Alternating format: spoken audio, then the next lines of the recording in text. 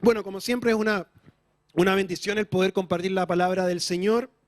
Doy gracias al pastor Alberto, no sé si estaba por ahí, pero siempre por la confianza de poder proveernos de estos espacios de entregar lo que uno va considerando que es lo que Dios te entrega para poder bendecir.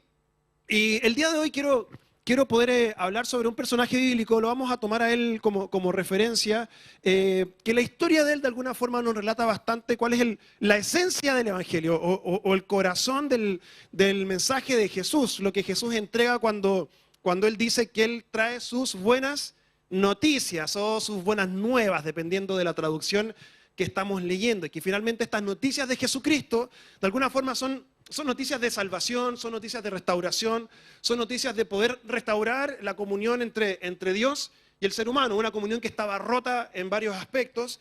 Y hay un personaje en la Biblia, Zaqueo, probablemente varios lo hemos escuchado. Dice el texto bíblico que es un recaudador de impuestos, que en ese entonces aquellos que cumplían esa labor de poder ser los que recaudaban los impuestos propios del pueblo hebreo hacia los romanos, era una persona que en realidad era de dudosa reputación. Varios probablemente deben recordar el relato de él, si no por eso lo estoy refrescando, trayendo a la memoria. Y todos los recaudadores dispuestos en los tiempos de Jesús, que trabajaban para el Imperio Romano, además de cobrar los propios impuestos para después entregarlos al César, sacaban una tajadita no menor para ellos mismos. Y todos los hebreos, los judíos, sabían aquello, por lo que ellos odiaban a sus compatriotas que se habían vendido al Imperio Romano, y que además de tener que ser los encargados de entregarles los tributos o los impuestos, se quedaban con dinero para ellos. Así que, por lo general, todos los recaudadores de impuestos tenían mucho dinero, mucha adquisición económica, no porque trabajaban honradamente, sino porque se aprovechaban de sus compatriotas. Y de alguna forma, este joven, Zaqueo, que además el texto bíblico dice que era bajito, ¿cierto? Porque cuando Jesús andaba por ahí con la comunidad, dice el texto que él se subió a un árbol, a un sicomoro, para poder ver al Señor, y Jesús le llama la atención eso, que una persona se esforzó tanto para verle, y ahí comienzan a tener un diálogo. Y dentro de este diálogo Jesús le dice: Zaqueo, el día de hoy yo voy a ir, ¿dónde le dice? A tu casa, y vamos juntos a cenar y tener un tiempo de conversación. Y la gente estaba espantada porque ellos decían: ¿cómo es posible que este hombre, que es un profeta, que es tan importante, se relacione con personas de tan bajo calibre, podríamos decir, o personas de tan dudosa reputación?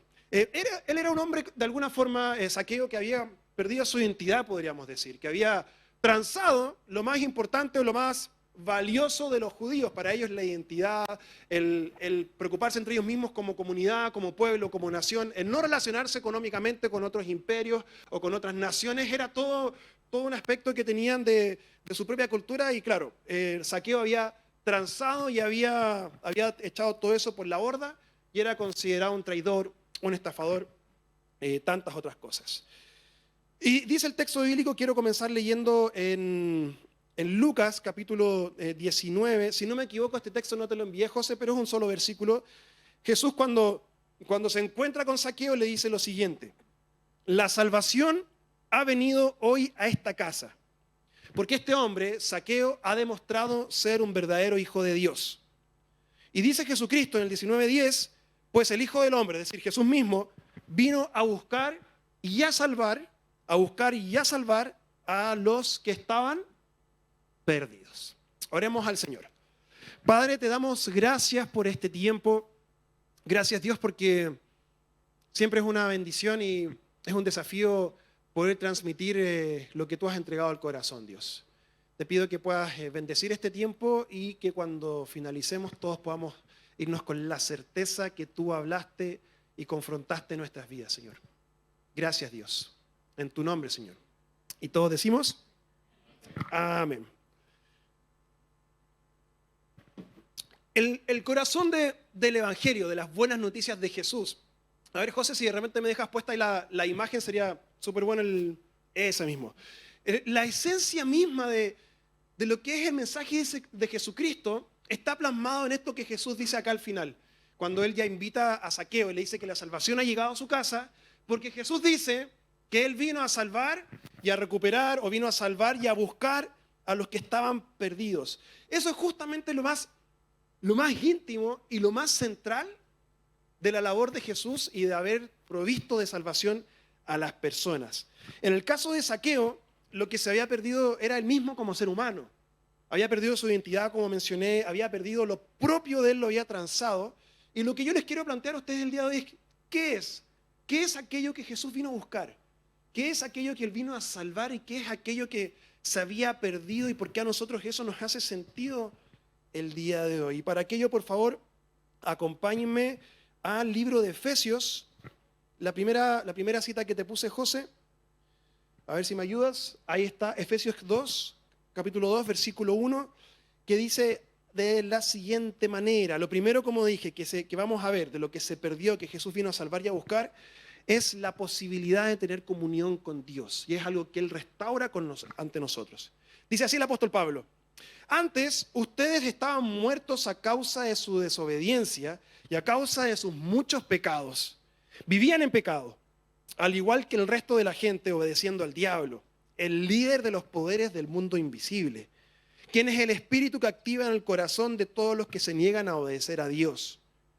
Todos vivíamos así en el pasado, dice Pablo, siguiendo los deseos de nuestras pasiones y la inclinación de nuestra naturaleza pecaminosa.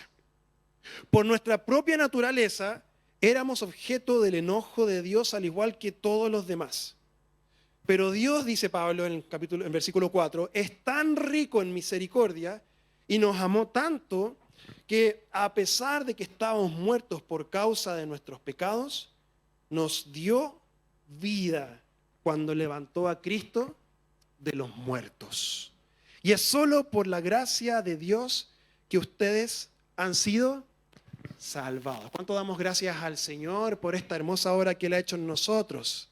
Ahora, la Biblia es enfática constantemente, a veces de formas muy confrontacionales, otras veces uno lo puede inferir, que nuestros estilos de vida, nuestros actos que teníamos, nuestras actitudes, nuestro carácter previo a conocer a Jesús, es justamente aquello que nos llevó a un estado de muerte espiritual, a un estado de no poder nosotros relacionarnos con Dios y necesitar que fuera Él el que se acercara primero y tendernos la mano cuando nosotros no podíamos hacer nada por nosotros mismos. Eso es lo que justamente está diciendo el apóstol Pablo.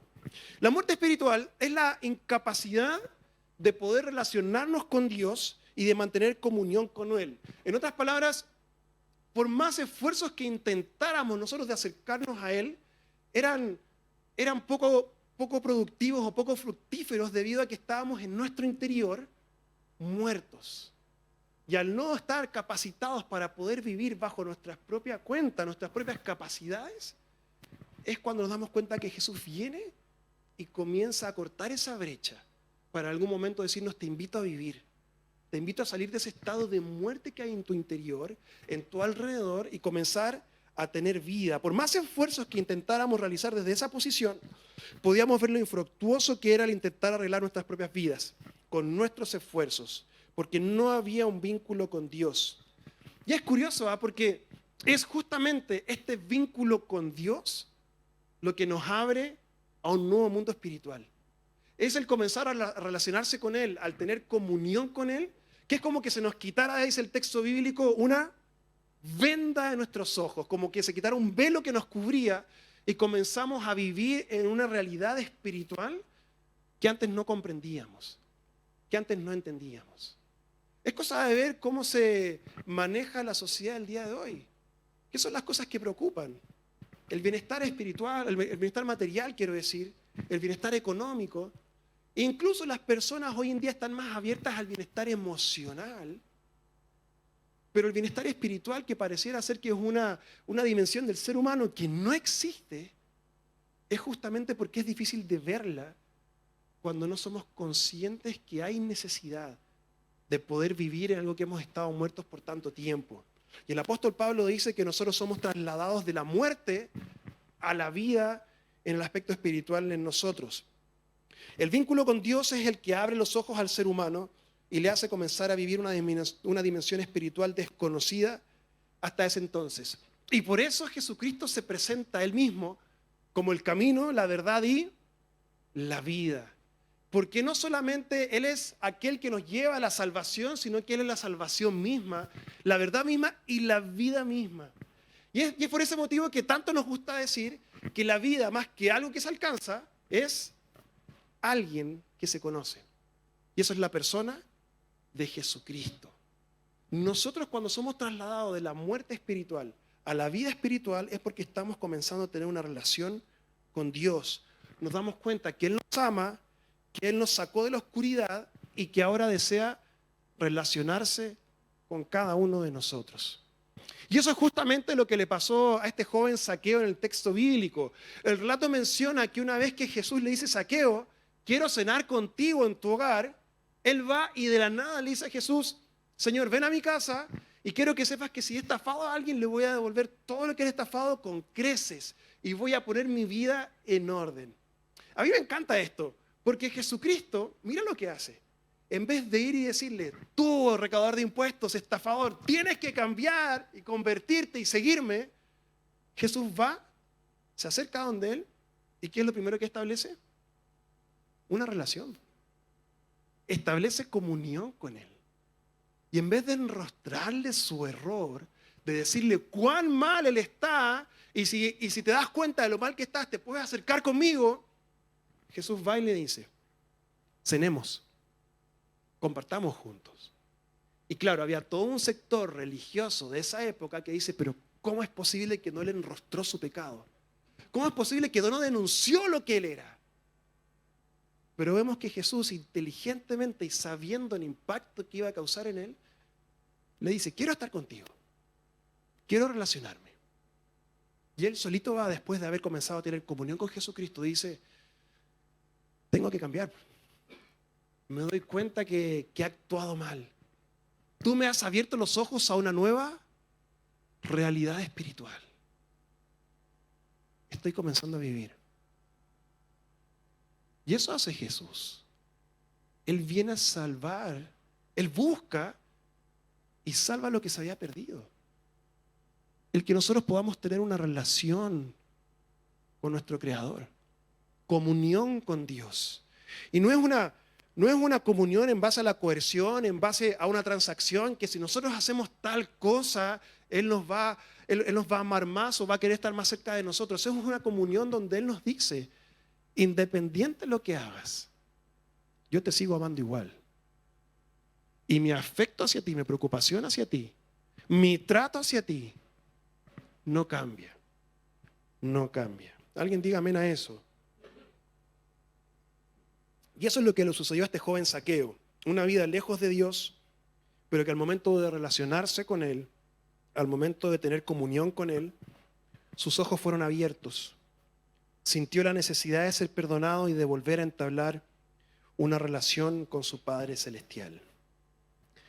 Y eso es lo que Jesús vino a salvar. Nos vino a buscar a nosotros y a restaurar la comunión rota que teníamos con Él. Y eso es lo que más Dios siempre ha buscado de nosotros, ¿eh? Relacionarse con nosotros. Tener una comunión especial. ¿No es acaso lo que los papás queremos siempre con nuestros hijos? Yo estoy en esa etapa donde los niños son, los padres somos lo máximo para ellos. Y cuando uno conversa con los papás de los adolescentes que dicen: ay, cuánto echo de menos esa etapa donde éramos todo para ellos y ahora es tan difícil sacarle una palabra o poder sentarnos y conversar como antes. Porque uno como padre siempre desea estar ahí para los hijos, relacionarse con ellos, poder conocerles y que eso nunca se corte. Si nosotros como padres anhelamos eso, ¿cuánto más nuestro Padre Celestial? En todo momento. Él siempre ha querido establecer un vínculo cercano con cada uno de nosotros. Él busca tener un punto de encuentro contigo. Sacarte de ese espacio vacío en el que muchas veces sentimos que estamos y que no hubiera respuesta de parte de Él. Sí hay respuesta, sí lo hay. Solo que en ocasiones nos sentimos que estamos como muertos o vacíos por dentro, lo cual por un lado es mentira, porque Él ya nos trajo a la vida. Y por otro lado, Él desea siempre relacionarse con nosotros. Alguien dígame amén.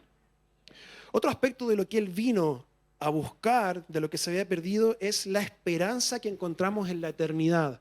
Acompáñame por favor a 1 de Pedro, capítulo 1. Dice así el apóstol Pedro: que toda la alabanza sea para Dios, el Padre de nuestro Señor Jesucristo. Es por su gran misericordia que hemos nacido de nuevo, porque Dios levantó a Jesucristo de los muertos. Ahora vivimos con gran expectación y tenemos una herencia que no tiene precio, una herencia que está reservada en el cielo para ustedes.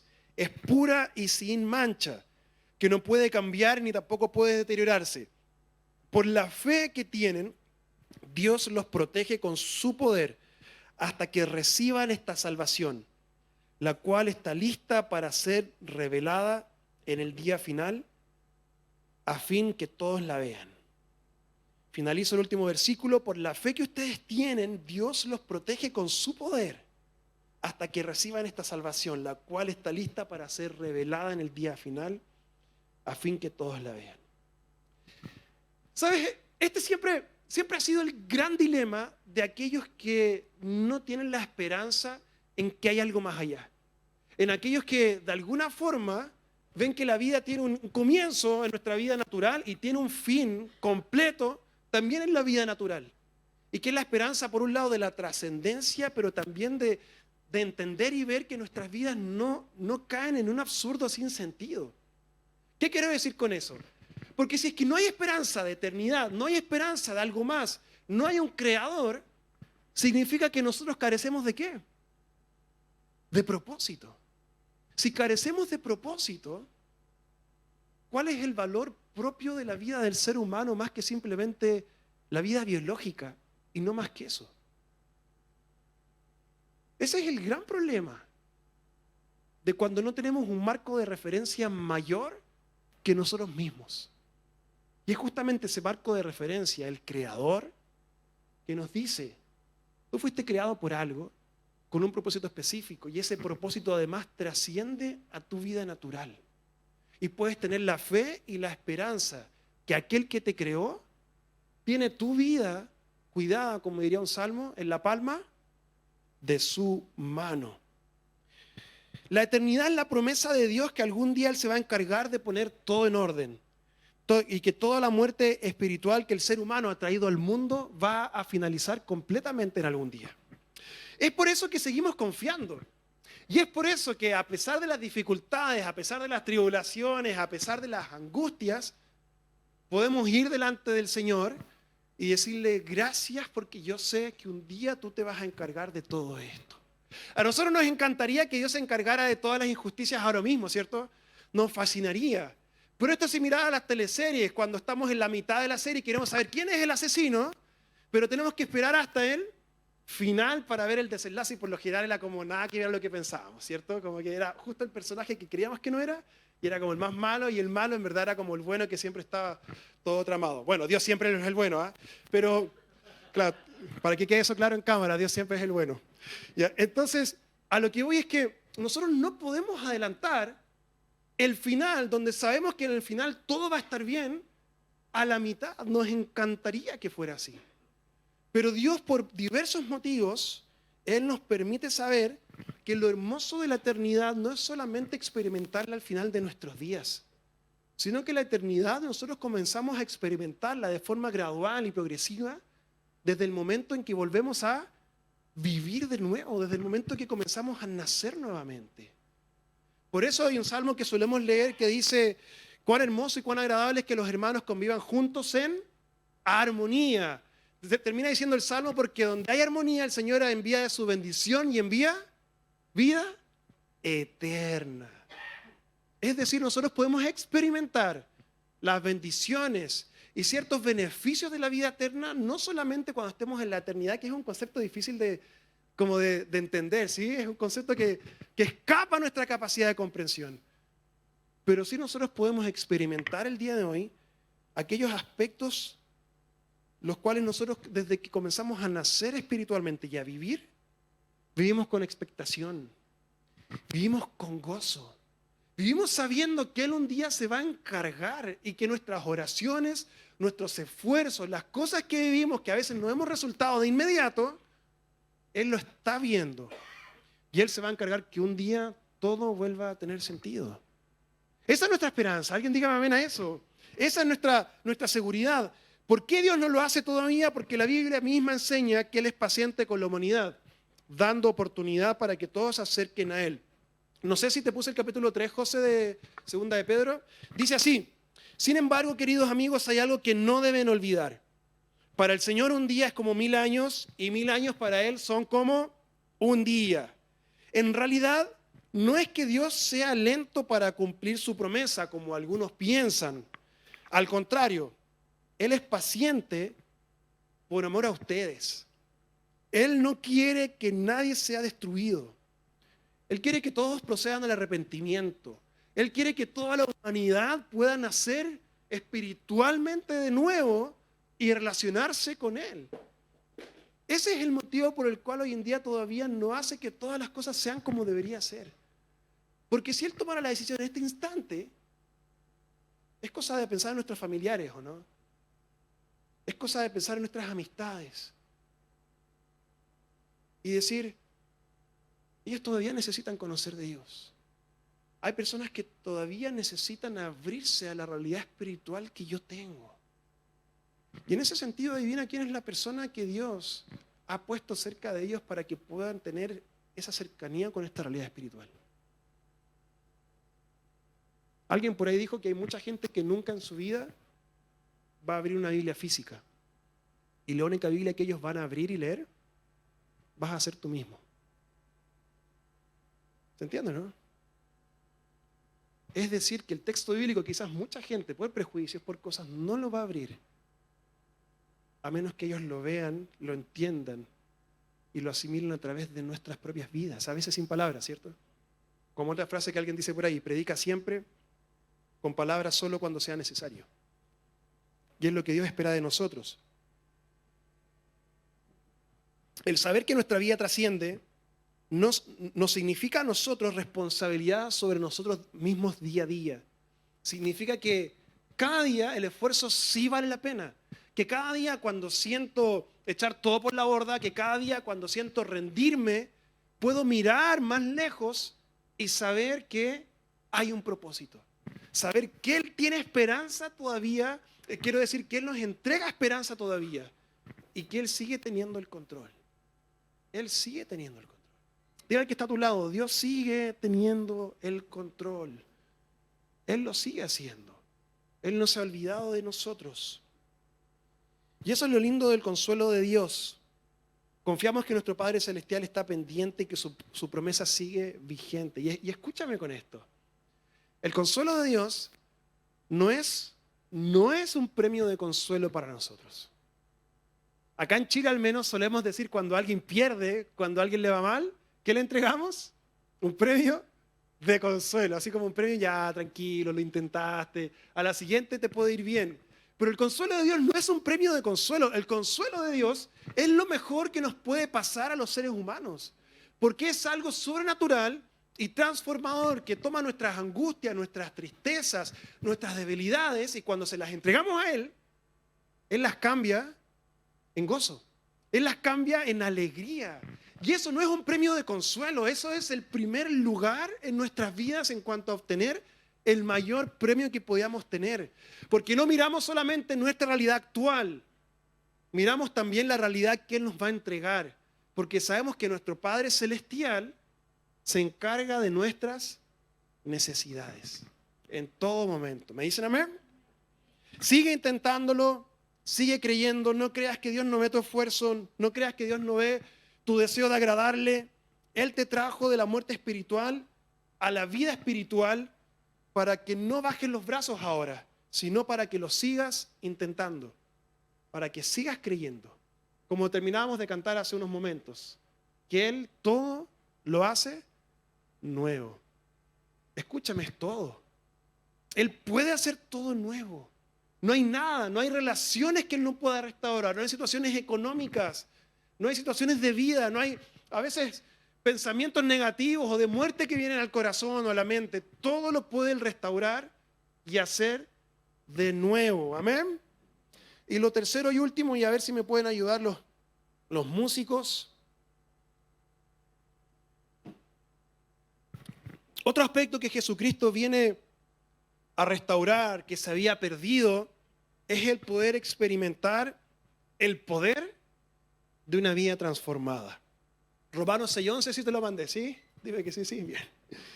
Dice así, así también ustedes, esto también lo dice el apóstol Pablo, así también ustedes deberían considerarse muertos, ustedes deberían considerarse muertos al pecado y deberían considerarse vivos para Dios por medio de Cristo Jesús. No permitan que el pecado controle la manera en la que ustedes viven.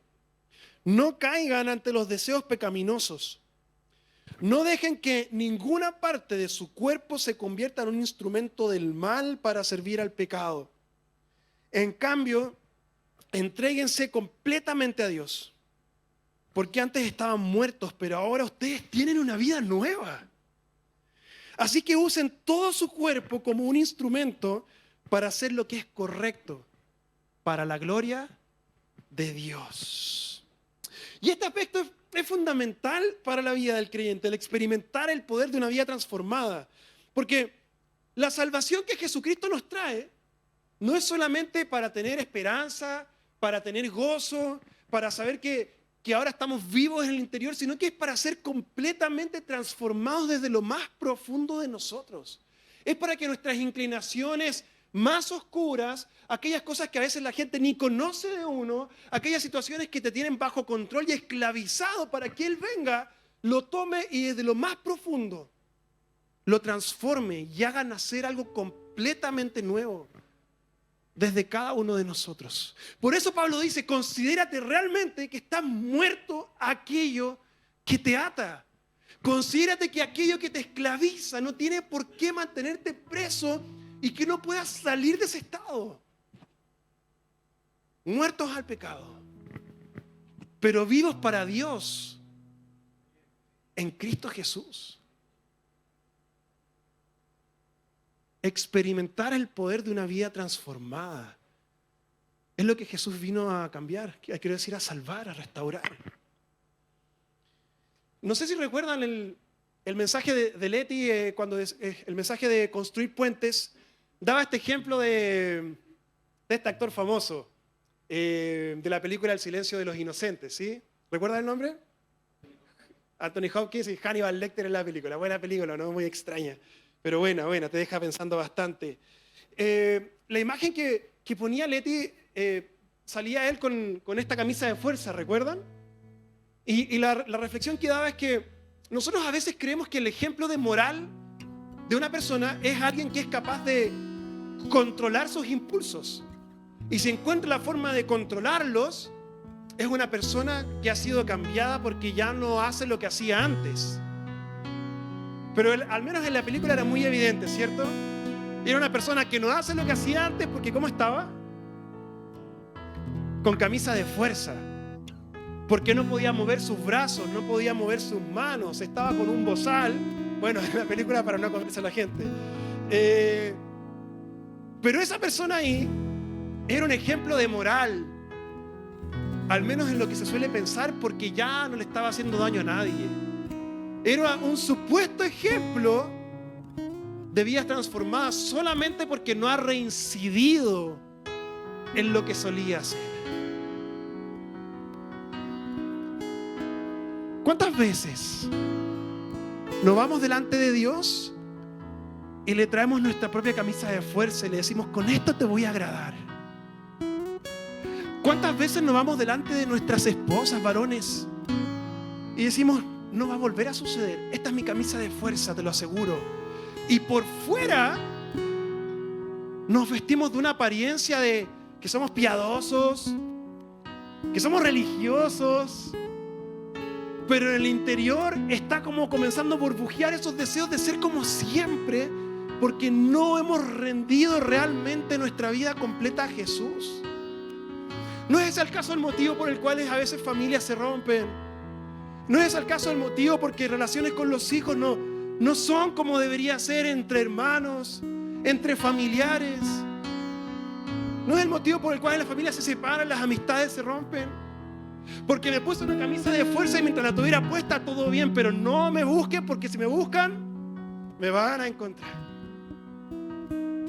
Eso no es un corazón que sea considerado en lo más íntimo, en lo más profundo muerto al pecado. Es un corazón que se ha vestido de piedad, que se ha vestido de apariencia, mientras no lo busquen. Mientras alguien no saque lo peor de esa persona, y va a ser culpa tuya que yo actúe así. La esencia del Evangelio, lo más íntimo, lo más puro, lo que no ha sido manchado por la historia de la religión a lo largo del tiempo, es que Jesús vino a salvar y a buscar lo que se había perdido.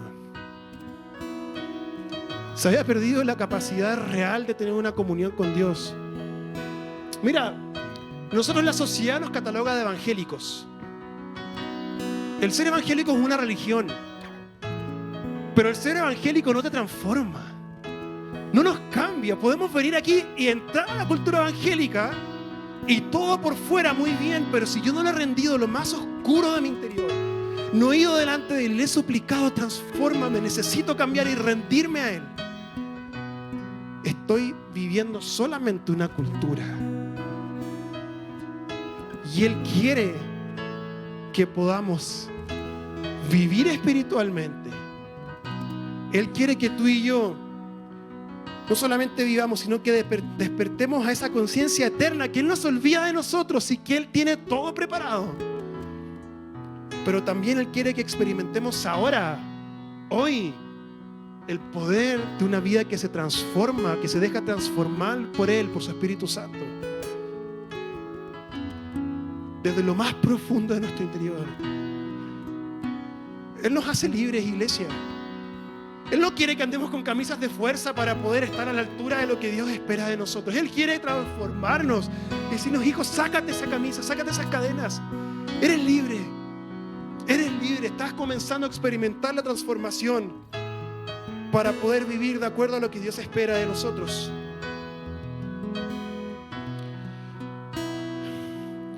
Este hombre, mientras estaba atado con una camisa de fuerza, no le hacía daño a nadie.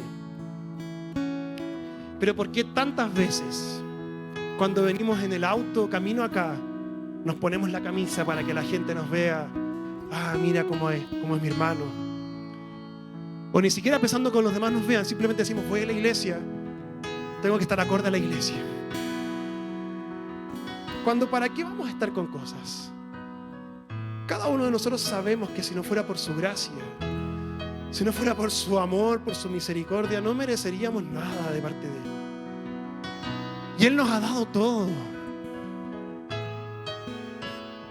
Ese es el mayor amor que podemos encontrar. ¿Y sabes algo? Él espera lo mismo de parte nuestra hacia nuestras esposas, como dije. Mujeres hacia los esposos. Incluso si estás en una situación de estar separado, divorciado, Dios espera lo mejor hacia quien fue tu pareja por mucho tiempo, en cuanto a cómo le hablas a tus hijos de esa persona. Varones, siempre vamos a luchar con la tentación, con el sexo opuesto, siempre, pero no por eso tenemos que ceder a tener relaciones extramaritales.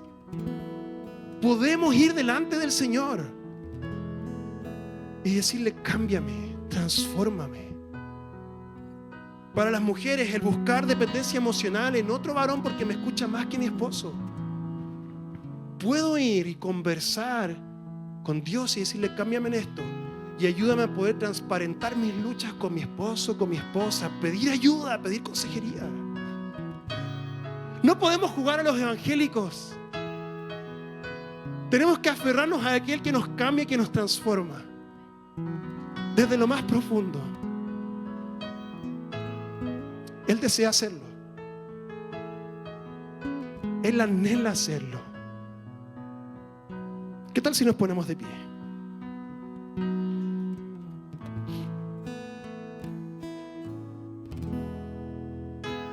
Él no quiere apariencia de buenos. Él no quiere esfuerzos infructuosos de seres humanos que no tenemos la fuerza para cambiar lo más profundo de nuestro interior. Él quiere transformarnos completamente. Él quiere transformar la forma en que conducimos nuestros hogares. Chicos, Él quiere transformar la forma en que tratas a tus padres, la forma en que piensas de ellos, no solo el trato, sino cómo piensas de ellos. Él quiere transformar la forma en que piensas de tus hermanos, de tus hermanas. No solo el trato, no solo la decencia, la cordialidad.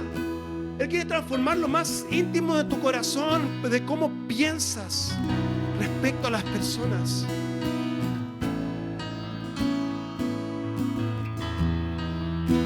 Cuando cedemos a los impulsos de nuestra antigua vida, nos estamos considerando vivos al pecado. Y Dios es enfático: considérate muerto, considérate muerta. Te va a costar siempre, pero no tienes que ceder en esta lucha. Y la forma de considerarse muerto es ir delante de nuestro Padre Celestial y decirle: ayúdame, sin ti no puedo. Sin tu gracia, sin tu perdón no puedo. No más violencia en los hogares, no más mentiras, no más falta de confianza en el matrimonio. El matrimonio es la imagen más viva de lo que es Dios hacia la humanidad. Tiene que haber confianza, tenemos que esforzarnos por aquello. La familia es el diseño de Dios en medio de generaciones que no quieren tener hijos. Tenemos que mostrarles que tener hijos es la mayor bendición del cielo, que la familia es la mayor bendición de parte de Dios para la humanidad. Él vino a salvar y recuperar lo que se había perdido: comunión con Dios, vida espiritual, conciencia eterna y el poder de vidas transformadas.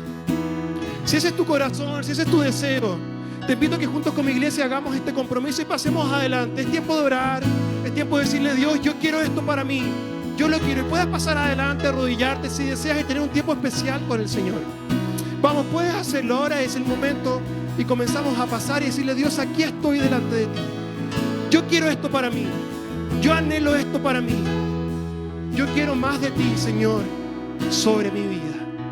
En el nombre de Jesús. Comenzamos a pasar adelante, vamos. Padre, te damos gracias por tu presencia. Te damos gracias por tu fidelidad. Te necesitamos, Dios. Te necesitamos. Tú eres aquel que ha venido a salvar, a recuperar todo lo que se había perdido. Tú eres aquel que hace todo nuevo. Y en el nombre de Jesús, yo te pido, Señor, que tú comiences a hacer una obra transformadora en cada uno de nosotros.